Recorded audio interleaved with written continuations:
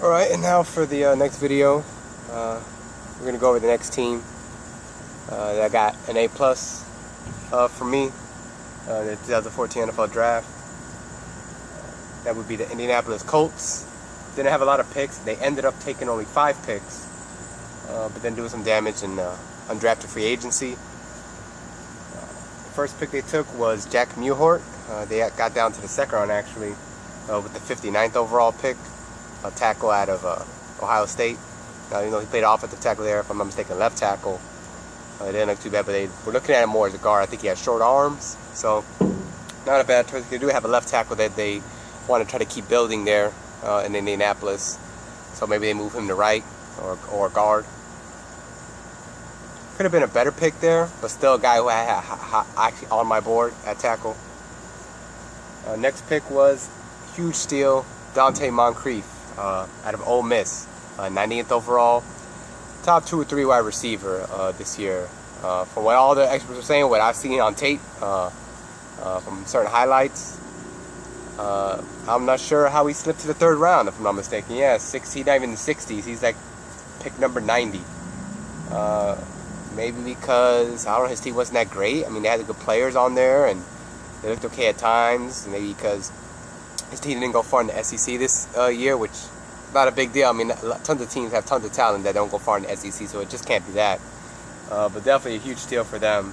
Going to be a huge weapon for Andrew Luck. It makes me think of like a Dwayne Bowe, some guy who may not be super fast, but if he got that big body and size to go ahead and reel in passes, that whole, term of catching radius, that little fad there.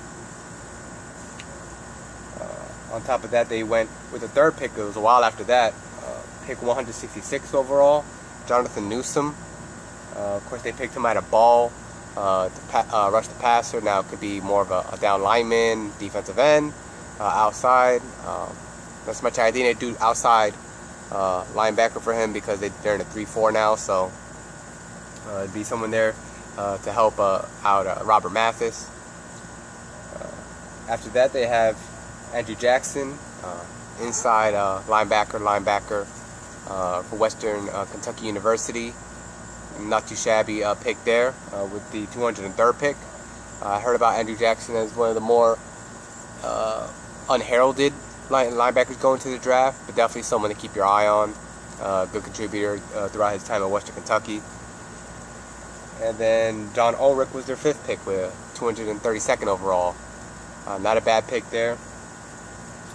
But a lineman, I guess they could have picked maybe more linemen higher. I feel like their offensive line doesn't match their other strengths on offense, for example, when it comes to their skill players, skill positions at wide receiver.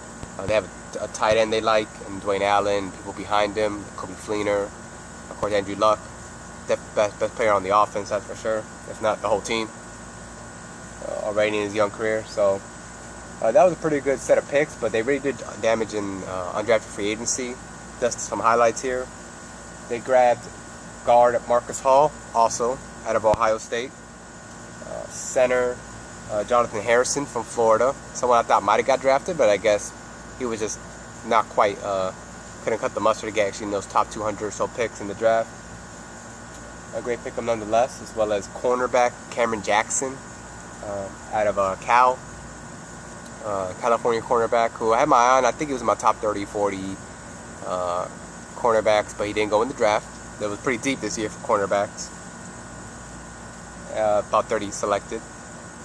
And then Lucius Purifoy, if I'm saying that right, out of Florida. Mike Mayock was one guy I remember heard a few times, was pretty high on the